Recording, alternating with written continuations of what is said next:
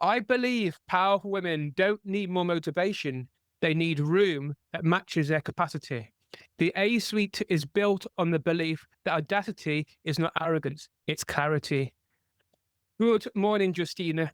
Can you explain that statement for me? Yeah, absolutely. And good morning. So the idea that women need to be coached to lead is rooted in the belief that we're supposed to lead in the same way that men lead, but that doesn't necessarily suit our strengths. So we need rooms that allow us to lead from an authentic place, which tends to be more collaborative or where we lead others to the point where they can lead others, and it becomes kind of like a system-based lifting of everyone in the group. Yeah, that kind of makes sense because we I don't know the differences between men and women, and I think we have different kind of biology, so that's going to create a change in how we respond. And I think that kind of honing down on how each person kind of functions and works is probably the best thing we can do with regards to life, leadership, guidance, authenticity. Yeah, absolutely, and while we are certainly different biologically, this is more from a psychological standpoint, and, one of my favorite studies that I reference, very heavily in this work that I do is, from Rutgers University from 2012, where they interviewed about 370 leadership professionals, equal parts men and women, and they basically asked them to define power. Across the board, men and women alike defined power as dominance and control. That's the definition we've been given. That's what, we've been told business is a cutthroat place. First, there's like an analogy about a dog that I'm not calling to mind right now, but when asked to share when they felt the most powerful and they felt the strongest in their leadership, men still said when they exerted dominance and control, women said they felt the most powerful and authentic in their leadership when they had freedom and when they were collaborating with others. So it goes to show that we do lead from different places. And I think a lot of that has to do with nature versus nurture. It has to do with nurture. We as women are brought up to nurture, whereas, men are often told to shy away from emotion, shy away from nurturing. And so rather than trying to fit the mold of what leadership has looked like in business settings or in any setting for, the past century, really, that dominance control, this allows women to figure out what leadership looks like to them, figure out what power looks like to them, and be powerful in their own right. Yeah. I also think that the idea, I think generally men for centuries have been in that kind of role as leaders. And I think it's only is it probably last 100 years where women have started to come into that leadership role. And so there's always been that idea of control and dominance since, well, I suppose whenever man started, really. And that's Mhm. always been a way in which, I suppose, that's been a way in which they've been shown or the environment allowed them to be. And I feel like this probably last 20 years has been this shifting. And I think men as well on this realization that dominance and control no longer has the same effect it probably did 50 or 60, maybe 100 years ago. And now it comes this idea that leading from the heart, leading from our intuition, being guided by inspired action rather than this kind of idea of we have to do this, this, this. So I'll give you an example. One thing I'm trying to do at the moment is to allow myself space so that I can allow my guidance to lead me so I can lead others rather than allowing my head to try and think we got to do it this way, and do this. And it's hard because you have to surrender to the whole idea of creating that space. But it's a practice. And I think the more that we do that practice, the easier it's going to get. Yeah, and I love what you just said right there, because that's really everything. It's leading from a place of awareness where you have to be able to separate um, the thoughts that come to your mind immediately. You know what we've been trained to sort of regurgitate, to repeat. When that comes to mind, you have to stop and say, well, is that actually how I really think, how I really feel, and how I want to lead, or is that what I've been conditioned to or taught to think a leader looks like? And really, all of that awareness, being able to separate yourself from your thoughts, requires a lot of introspection, and it requires, attunement, not just with your thoughts but with your emotions as well. It comes from a place of healing, right? Not from a place of like, this is what I learned to do and this is what we're going to do because that's what I was told to do. Almost like a place of curiosity, Exactly that. becoming Exactly. curious about what's going on. Yeah, yeah, Right. yeah. I was Right.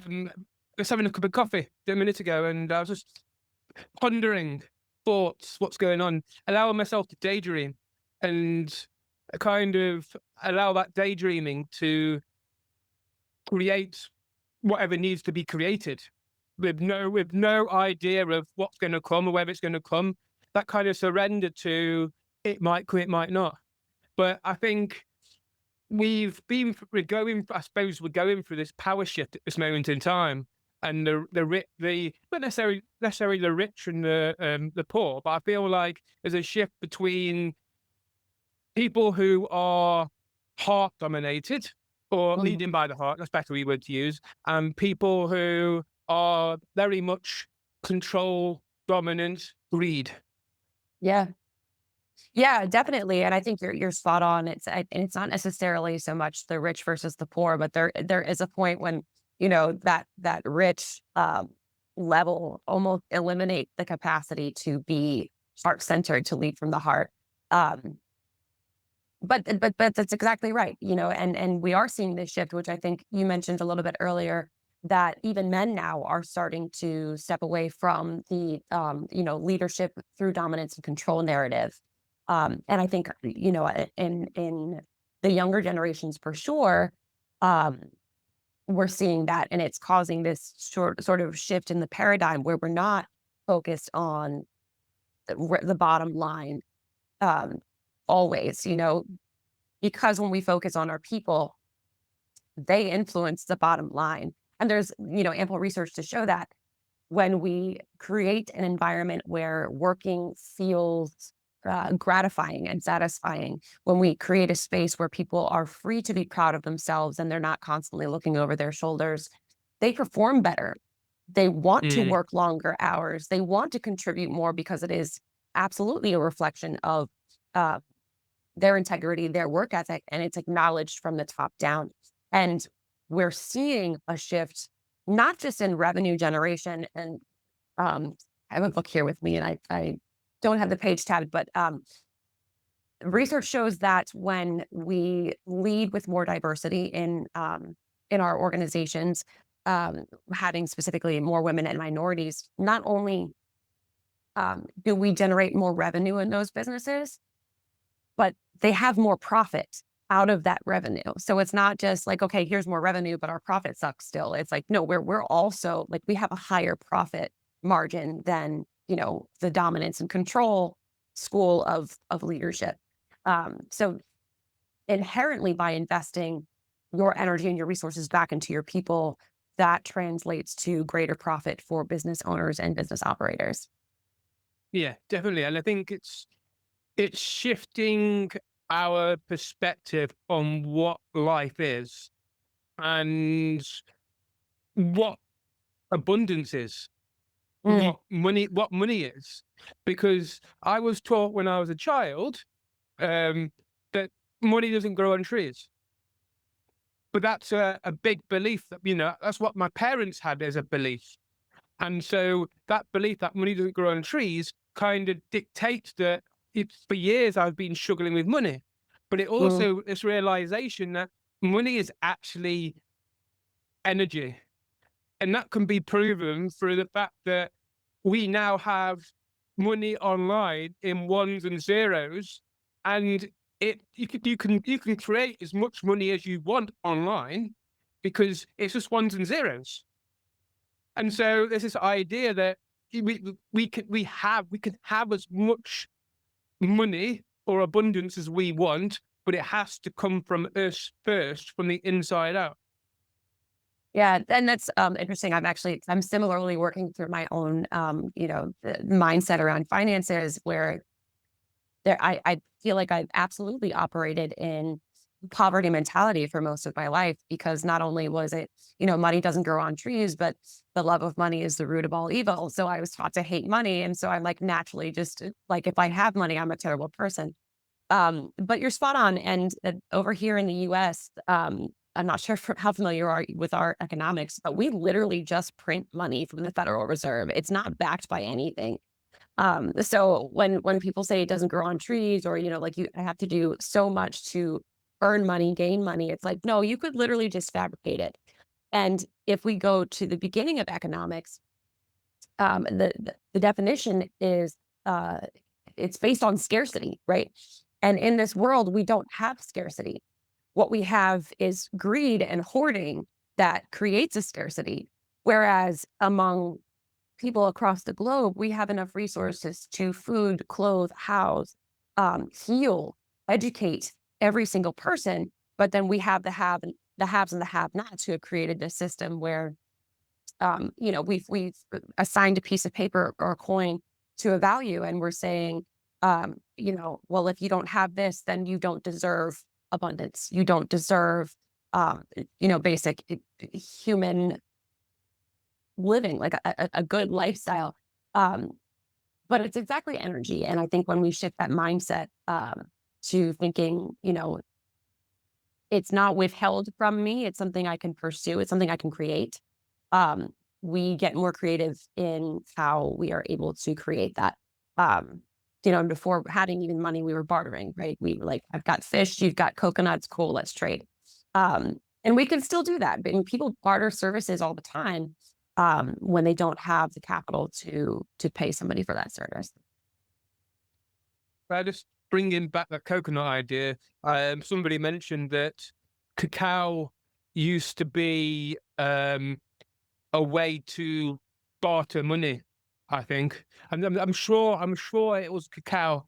It was used as a form to. I'm sure it was cacao that was used as a form of money, and it was used obviously in South America and yeah, in markets and stuff. But yeah, value. This the value. You said the value of a person. That's key. It's how do we value ourselves?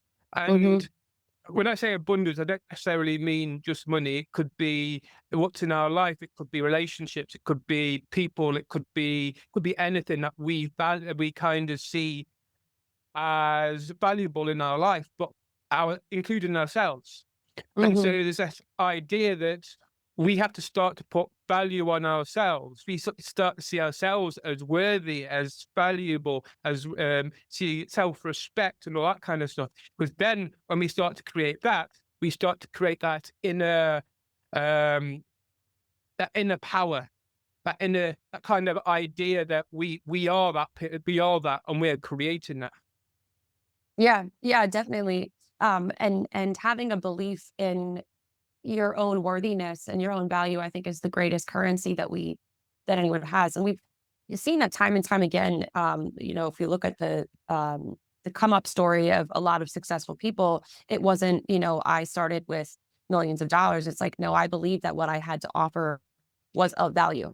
And because I believed in that and my value, and because I didn't um, you know, devalue my time or my energy, I was able to arise to or to think rise to this level that I'm at now. Um, yeah, and that's something I feel like we going off on a tangent, we really need to teach. It's not necessarily, like how to be a good worker when you graduate high school or when you graduate college. It's like how do you value yourself? How do you feel about yourself? Because that's going to be a direct reflection of how you feel about other people. If you don't value yourself, if you can't find value in yourself, you can't find value in others. And that just sets you up for an entire life of failure, not just, financially, but being emotionally bankrupt, um, I feel like is worse than being financially bankrupt. Um, yeah, I could go on forever about that. So, Justina, where did it all begin? What's your story? Oh goodness, that's a great question. So it's been, I want to say, probably 25 years in the making. Um, I'm 36 now, so I guess that started when I was 11, just kind of like unlearning some habits that and some teachings that I grew up with. I grew up in a very religious household and was taught, again, money, the love of money is the root of all evil. Give of yourself even when you don't have. Just these sort of beliefs that led to me not valuing myself, not valuing my own time, money, and energy. Um, and as I grew up and I had access to new information or new sources of information, I was able to unlearn or start to unlearn some of those teachings and patterns that I had. Um, and then that led me to getting my first corporate job, and I was in a male dominated space. I think I was one of two women in my office. And there was very clearly a distinction between how we valued the input and opinions of women versus men. Um, and it showed me two things working in that company specifically. One, it showed me what it looks like when there are not women or minorities in leadership. It showed me that we end up just recycling the same stale ideas. Innovation is uh, stifled and opinions are not welcome. So there's no room to expand. And that was reflected in the finances. I mean, the company, by the time I had joined, was 16 years old, and we couldn't get out of that $2 to $3 million a year revenue rut, right? So it's not a difficult jump to go from 2 to 3 million to 5 to 10 million. But we had been in that $2 to $3 million a year revenue range for probably 5 years. Um, and it wasn't until we brought somebody in who had different opinions, who had, excuse me, different strategies for how to pursue new work, that things started to shift. Granted, this person was a white male, so it wasn't the physical manifestation of diversity, but there was a diversity of thought. And so we did see that growth within this person's first 2 years or what have you of being there, from going from a $2 to $3 million company to being a $10 million company. So it gave me the like I got a first row seat to seeing what it looked like when challenging thoughts, pre-existing thoughts and ideas and structures was allowed. But it also gave me space to see um, how, hmm, how do I want to articulate this?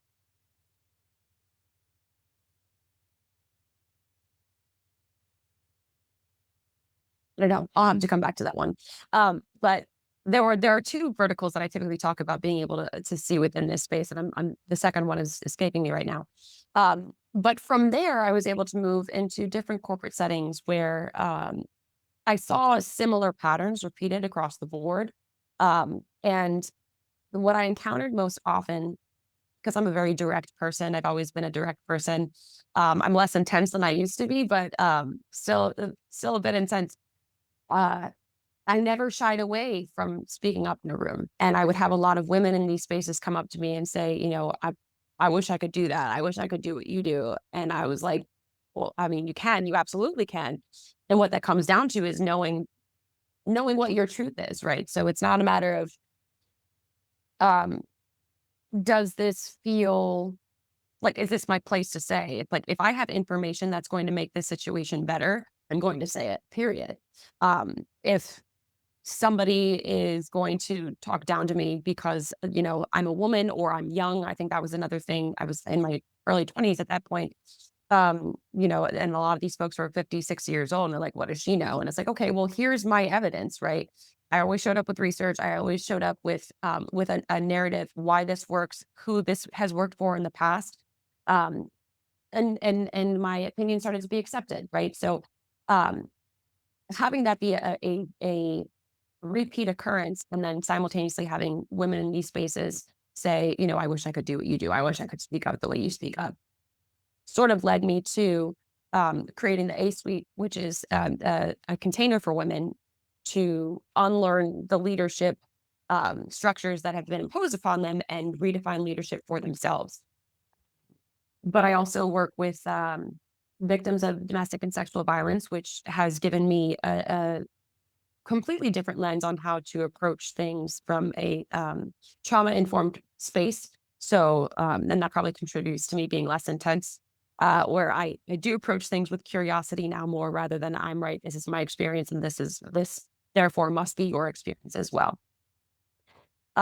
So I mean, it just a whole collection of different spaces in my life where I found a through line between, being a woman and having a voice, and brought that into a space to help other women do the same.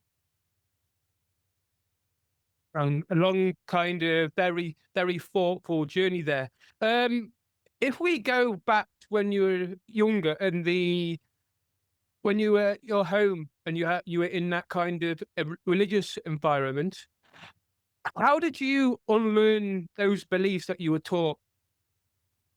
Um, it's actually interesting. I was one of four kids in a single parent home, and religion was used as a form of punishment.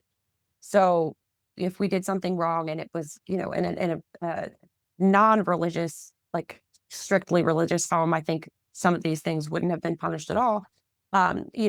We'd be sent to our room to read for the Bible for an hour, right? And in reading the Bible for an hour, I learned quite a bit. And so when my mom would say, oh, like you're supposed to do this and this, and that's what God says to do. And I'm like, actually, according to James such and such on this verse, it says that you're supposed to do this. And that was sort of the awakening that I had, that, this person who's been my source of reality, my whole life. When we grow up as kids, our parents are gods to us. They give us a lens of what reality looks like.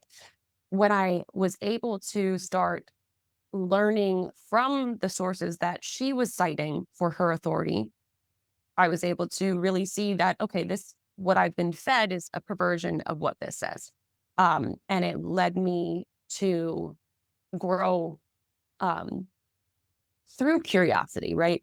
I was confronted quite a few times with things in real life that were the exact opposite of what I'd been told growing up. One of them that comes to mind is being able to be a Christian and be homosexual. I grew up believing that's not possible. You cannot be both. And then when I was in college, I was part of the Christian ministry on my campus, and one of the people on the ministry team there, who was a good friend of mine, he was, the most devout of all of us. Junior year of college, he came out, and I was like, oh my God, like this completely upsets everything that I believed about being gay and being Christian, because he didn't leave the faith. He stayed in the faith and he created space for himself. And there was a realization of, like I've been trying, for years to pray the gay away, if you will. He met with a priest every week to have these conversations. And finally he came to the realization that, God created me the same way that he created everybody else. And if God is flawless, if he's infallible, then how could he make something fallible? How was this an accident? How is this there's something to be ashamed of? Um, and it really turned my whole belief system on its head. And it was more experiences like this that helped me sort of peel back those layers of indoctrination, if you will, of some of those messages that I had learned and received as a kid. Yeah, that's yeah. So often we are told as as a child, if you take for example the school system, and I was going to Mhm. come back to the school system as well. Let's do it now, kind of thing, and how in the school system we are well, well, I'll give you an example. I learn best by actually doing things rather than reading or writing. Whereas in schools, they tend to read or write. So I would struggle in school, and then I'll get told I'm dumb or other things. But it's this realization that I'm not dumb at all. It's just that I function better when I'm kind of I learn how I best learn. And yeah, when it comes to value and learning to value ourselves, we aren't actually showing how. And I Hmm. think it's because I don't think the teachers know how to value themselves. Hmm. Yeah, it's a very new idea, I think, that people are embracing to value ourselves. Um, and because of that, we haven't taught it. I think I don't know what generation you are, but I'm like latter side of the millennial. Um, it's new. It's new for us. It's something we're embracing, and we're seeing, the next iteration of kids, the next generations of children, um, embracing it even more. And I think that's why we're seeing such a huge shift in uh, like the social tolerance, and not just tolerance, but acceptance. But I'm really glad you shared that example about, feeling like you were dumb. I resonate with that so much. My siblings are all really smart, and I didn't learn until I was 32 that I have ADHD, and I didn't know that until I treated my anxiety. And once the anxiety was treated, I realized the anxiety was keeping my ADHD in check. And now I just like go around bumping into walls constantly. It's amazing. But I felt the same way. I very much like English class in high school, I hated it. I hated it because I felt like I never got anything from the content. I could read through a book and not retain anything because my eyes were doing the work, but my mind wasn't retaining it because I could zone out and think about a million other things. And so what I learned and what I absorbed was that I was not smart. I was not the smart sibling. I was the dumb one. Um, and I had some reinforcements of that from some of my older siblings because we tease each other. But it wasn't until I was in college and I repeating the same behavior of like in my dumb student mentality of like, oh, I'm not going to read the assigned reading and I'm going to show up and there's a pop quiz. And I did this a couple different times and I failed the pop quizzes. And then there was a note on one of them where my professor wrote, "You're too smart to be getting grades like this." And I'm like, "He thinks I'm smart. Like something I'm doing must, the way I'm thinking must be working." And in the same course, we had a written midterm, and I remember coming out of the midterm feeling like that was a breeze, that was easy, and having somebody else come out and be like, "Oh my god, like that was miserable. That was really difficult." And it gave me space to kind of think like, oh, just because I don't think like everybody else or I didn't perform well on standardized tests doesn't mean I'm not smart. It just means that I think differently and then my output shows up differently. And in a lot of ways, that's a strength. I mean, in my adulthood, that has been a strength. I mean, going back to the value thing, and I'm sure because I used to be forced to go to church when I was younger, Mhm. and I think as soon as I got to 18, I was like, "Nah, I'm alright, kid." But I was kind of forced to go to Sunday school and stuff, and I'm sure Jesus said many, many occasions that we are perfect, we are valuable, we are worthy, and yet we get told by people higher up that we're not. And it's almost like if in schools, like you said, if you were told you were clever, if you were told you were worthy, you were good enough, you are amazing, and everybody was told that, regardless of how they kind of performed in school, I think you would put the output of the school would go through the roof. Hmm.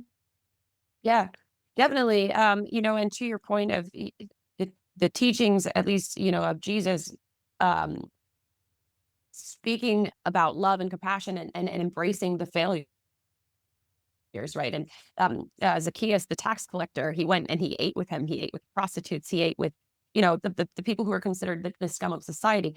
And that gave them a sense of worthiness. And your point about higher up saying that you're not worthy, I remember writing in my journal, being in like high school, middle school, and just I found it recently and was reading it, and it was just full of self-loathing. Like, I hated myself, and it was kind of like this church-imposed depression because I wasn't worthy, and here's this, omnipotent being who's supposed to love me despite me not being worthy, but I can't feel that, I can't receive that because I don't believe I'm worthy. It 100% translates to different environments, and then again, to your point of sort of like meeting kids where they are and learning to teach to their needs rather than teach to a standardized test or teach to an outcome, um, would we would have a dramatically different society. I mean, I believe that the current school structure is intended to produce workers. When they come out, they're ready to work, they're ready to be law abiding citizens, they're ready to conform to whatever society is. And we don't need more conformity. Like our society, especially in, I mean, the US now, I don't know if you're following any of that.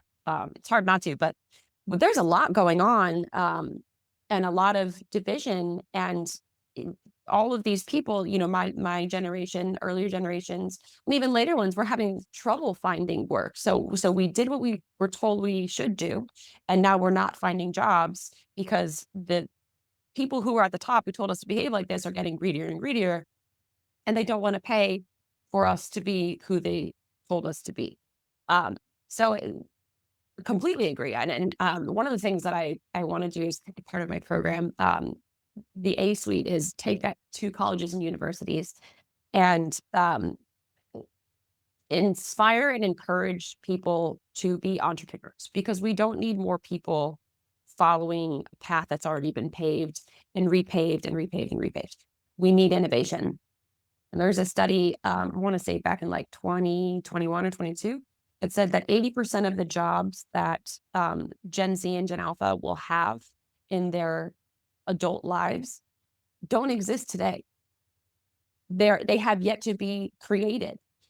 And we need to fuel that creativity. We need to enable people to explore and innovate. And they can't do that if they don't believe in themselves. If they say, "Oh, this idea isn't worth saying out loud," it's never going to be said out loud. It's never going to transform into um, pursuit or a company or a new product or whatever.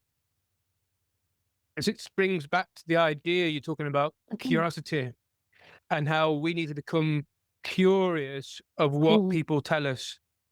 So we need to kind of ask ourselves, is that really true? Mhm. And then find the evidence to counteract that kind of thing. I think a great example I can think of for myself is just through the power of thought. I remember looking for a house, and I came into this house, and I knew this would be my house, and I just kept it in my mind. That's gonna be mine. Even though it fell through twice and took 9 months, I Mhm. eventually got there, and here we are. And that's just the power of using our mind, and then yeah, that's just one tiny sliver of what we're capable of. And when it comes to the beliefs, we need to start to challenge those beliefs. And I don't mean like, okay, you done something wrong, challenge that, and you Right. did physically do something wrong. Don't challenge that. What I mean is things like when somebody gets told you're stupid, Mhm. challenge things like that, or uh, you're not worthy to do that. Challenge something like that. And I think that's such a Right. key thing. Right. Right. Challenge the people, or the even if it's like a nonverbal cue of like, you don't belong here. Your voice isn't accepted here. Your skin color, your behavior, it's not accepted here. Right. Um, and the idea of like it just being a shift of mindset is really powerful. And I recently purchased my first home, and that was something that I never ever thought I'd be able to do. Again, growing up, or it was very much like, I'm going to live in apartments for the rest of my life. They might be nice, they probably won't be nice, but that's my lot in life. That's what I'm going to do. And all that ever ends up being is there's a process that you don't know how to follow. If you look for that process and you follow it, and you tailor it to what you want and what you need, you'll get there. And having purchased my house, just being able to do that open my mind to other things. It's like, okay, well, I purchased this house and now like here's other things I want to do with real estate. But I wonder how much an island costs. I remember looking up, because I heard Jay-Z bought an island or something ridiculous like that. There's islands you can purchase that are less than the cost of a house. And so here's 11-year-old me in the back of my mind, like, you can't buy a house. And now I'm, in my mid-30s, and it's like, okay, no, I can buy an island with a house on it, probably for not much more than I just bought my house for. So it's just a shift in mentality, and I think paired with curiosity that really allows us to be more than we ever imagined we could be. Um, and that mindset shift is so important. We have to stop telling ourselves what other people have told us. We have to stop reinforcing the beliefs that we're not enough, we don't belong, we're not worthy, and start challenging them internally so that we can be curious about new endeavors and new opportunities for us. Got a podcast called something to do with happiness. What's it called? The podcast? Happy is normal. Happy is normal. That's the one. How did what was the inspiration between that and how did you get started? So uh, it's based on this idea that I had when I was, probably at the height of experiencing anxiety and depression. And it took me so long to get treatment for it because another layer of that, sort of like religious conditioning, was that um, depression and anxiety aren't real. I'm not depressed. I have a demon of depression, and I have that demon because I did something against God, and God's punishing me for it, which, biblically is not accurate. But that was something that I was really able to shake. That wasn't one of those ideas that I was able to push away until much later in life. And when I finally got treatment for it, I remember it was the height of pandemic. I was trying to find a therapist because I was very much tentative about medication. And I remember just filling form after form after form out for intake and just getting messages back like, hey, we don't have anyone here who's equipped to treat you. Well, great. This is absolutely wonderful. So I ended up just kind of caving and saying, I need something. I need something to get me out of this because it's crippling. Like, I remember there was the one night where I had a dream that I was having a panic attack. And I woke up gasping for air, like woke up struggling to breathe. And it was in this sort of moment, I was like, something's got to give. So I worked with my primary care physician, and um, it took about 6 months to find the right balance of medication. But I remember waking up one morning with a smile on my face.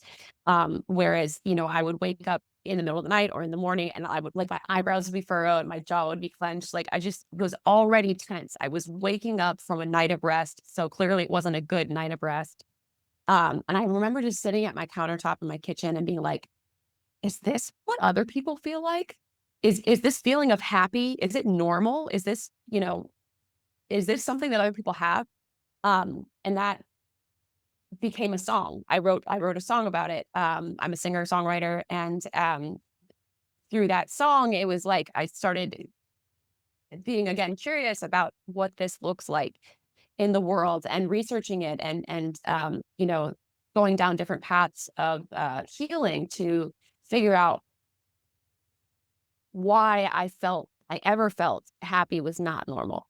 Um, and that translated to, so, like, a book that I'm working on, same title, and then I wanted to get other people's perspectives on it because when I share this with people, I have yet to find somebody who can't resonate. And maybe that's because most of the people that are in my life are creatives, and we sort of all have this similar plight of, like, we create out of a need to express what maybe is difficult to express through speaking. Um, and everyone resonates with the idea that, is happy normal? Is it for me? Is that something that I can have? And so in the podcast, we explore happiness as a birthright rather than something that you have to earn through suffering, which is a belief that I held for a really long time. So that's a really long way to share how that came about. Yeah, I think just covering happiness a little bit here now. I think I must admit I had quite a good childhood when growing up and stuff. Been on a farm, freedom, but underneath all that, there was needs that I didn't quite get, and so that Mm, created a lot of anxiety, depression, um, kind of anxiousness, feeling rejected, that kind of thing, and yeah, I think happiness is never. It's not taught. mm, We're not taught to see happiness. We're not taught, we don't see, I think quite often, very rarely do you see a very, very happy person running around. And so it almost becomes second nature that happiness is something that we have to strive for rather than mhm. happiness is something that we can have right now. Yeah. So two things. The first is I want to ask you, do you remember the first time that you doubted yourself? Oh, I do. No. No. Okay. So a big part of the my thought behind happiness being normal is that when we're kids, we're not, we're not burdened. We don't come out of the womb burdened with, like the weight of the economy and society, and we don't know to hate ourselves, to disparage ourselves, to think we're dumb, to think we're, ugly or fat, or nobody loves us. We're not taught that. We're, at that point. Mm. What we learn later in life are those things, and then they're put on us, and we choose unconsciously to carry them around with us for the rest of our lives until we realize, like, this is not normal. These don't belong to me. These are not for me. Um, and then, oh gosh, there was something else you said, and I forgot the point that I wanted to make on that. What was the last thing you said, James? We're not taught how to be happy, and that people we don't see people happy people around us generally. So and Hmm. so that kind of creates this idea that we have to be stern, we have to not look happy, because Hmm. if we look happy, people are going to think we're strange. We're Yeah. out there. We're out there. Yeah. Yeah. Absolutely. And okay, so that was the other half of it. And I think I just folded it into my question about when you first experienced self doubt. You're right. We're not taught to be happy, but in my like thinking here is we're taught to be unhappy. I don't think we're taught to be happy because that's supposed to be how we live. That's a birthright. That's something that is innate for us as humans. We don't come out of the womb again crying. We come out crying for sure, but we don't come out sad, right? When we cry, it's because we want something, and then we learn, are we going to get our needs met or not? And that's when the conditioning begins. But our natural state of being is not to be unhappy. Those are things that are imposed on us. And to your point, we all end up being adults that are like, we look miserable. Nobody's smiling at each other. And the other side of that is when we start unburdening ourselves, like me going through this journey, I find myself just walking around smiling, which is not something I could say for myself, even shoot, how old am I? 4 years ago. I couldn't say that about myself. And that was just my life probably since I was 11, I want to say. Um, and I do remember the first time I felt doubt about myself. And I remember times after that where I can see that those interactions shape how I think about myself today. Um, and by being able to point to those, I'm able to kind of reverse engineer the negative self criticisms that I've been carrying with me, and then just kind of like unscrew them and throw them away. Um, yeah, yeah, it's a process for sure, and it takes intention. And it goes back to what you were saying earlier about being aware of the thoughts that we have. Not only do we have to be aware of them, we have to be able to say, this is for me and this is not for me. We have to be able to discern what we actually feel about ourselves versus what is just, what is our subconscious mind resurfacing from somebody else that we don't want to hold as a truth. Yeah, I was thinking, what is other people's? What is actually mine? Yeah. That's key. But I think there's never been a time when we can actually change that, because now that we know and are starting to embrace being, say, for example, you are practicing being a happy person every day. You're happy. Mhm. You're practicing happiness when you go out, when you kind of drive the car, when you go on walks, when you go to work.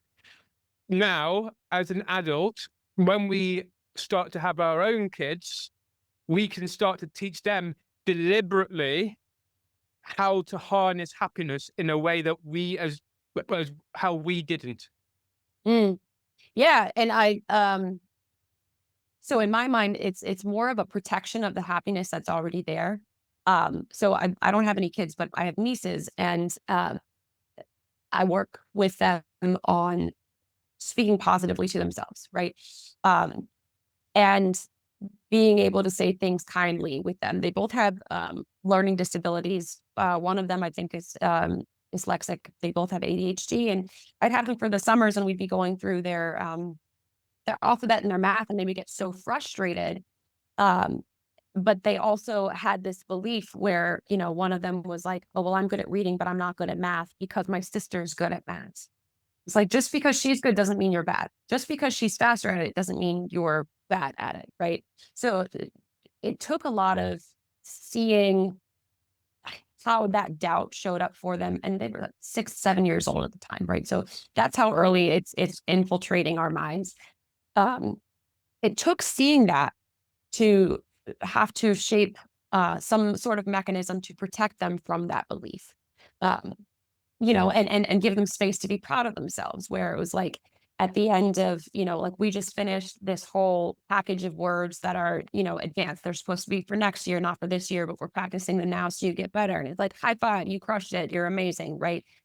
Being able to reinforce that rather than like, okay, you did it. Good, let's move on, right? It's not just accomplish and move on. It's like, no, celebrate. You just did something that you weren't able to do, yesterday. Um, but to me, it's more of a protection of the happiness that they have, right? Before they started going to school, they never had to think about being smart or dumb or anything like that. And now it's this measurement of like, can you read these words? Can you do these numbers? You're not at the average mark for people for kids your age, or you're above or you're below. And it's just we're already measuring humans at the age of 6 and assigning to them an identity. You're good at this, you're bad at that. And we're so impressionable at that age. I mean, our minds Mm. are the most malleable, between new research is out that says like babies, because their mind is basically mush at that point, they're able to learn the most because they have so much space. But we are the most malleable from the time we're able to talk to, I think, about the age of 13, right? Um, and that's because we start absorbing these patterns and we start shaping the way we see ourselves. So we pursue certain information and avoid other information. But if we are able to teach kids to protect their happiness, to protect their sense of self worth, then whatever's thrown at them down the line it's going to fall right off. Right. Um, yeah. And I don't know. That's a hill I'm willing to die on for sure. Which brings the idea of sports day, and how you have the kids that win, and then you have the kids that kind of lose. But if we were able to reinforce that kids, you might have lost now. Let's go away and do this, this, this, this, and help them to see loss as a stepping stone, Hmm. rather than as they some kids say, you are a loser kind of thing. See them as stepping stones, and you can improve this through doing that, and that. Yeah, definitely. And it's I think a way of shifting a belief about failure, right? Um, a lot of people see failure as incidental, right? These are things that happen multiple times. If we shift our thinking about failure, like losing a game, for example, if we say that was a failure, you failed. No, we didn't win that sort of like contained evaluation of our skill and ability, but we have new information that we can take to the next one. We have, ways of seeing how we can do better and be better. And you only fail when you quit, right? You can always get better unless you quit. Mm. So if we shift that perspective even on failure, it's not about, you lost, you won. It's like, cool, like you didn't get it this time. That doesn't mean you're a failure forever. It doesn't, this is not your new identity. This is not, a prediction of how you're going to do the next several games. But we do predict that. We do predict, and we make projections on, oh, based on how they're doing today, they're not going to do well here, here, and here. And then we project onto the winners based on how they're doing here, they're going to win here, here, and here. And those mindsets heavily dictate future performance. If we just removed those and said, "Hey, now you have new information. Let's work around that. Let's build something to combat those weaknesses, or let's enhance our strengths because maybe these strengths are where our opponents are weak." Right? It really is just about reframing the way we see things. I mean, it's always so binary. It's so, you've got 0, 1, you've got lost, you've got win, you've got black, you've got white, pretty, ugly, smart, dumb. No, there's so much in between. There's so much more in between that is more valuable than those two far ends of the spectrum that we allow Mm. people to see themselves in. Yeah, 100%. Justina, can you tell us what is it that you do and how can people get in contact? Yeah, absolutely. So, I am the owner of a company called Valkyrie Solutions. I work with women and minority owned small businesses to help them grow their businesses, specifically within government contracting. But I also work in leadership development. The A Suite that I mentioned a few times earlier is one of my flagship containers that can be found on my website. The website is valkyrieus.com. And it's just the A Suite after that. Um, and then my contact information is jj@valkyrieus.com. Or add them to the show notes at the end. Awesome. Thank you very much. It's been a very, very insightful conversation. Yeah, thank you.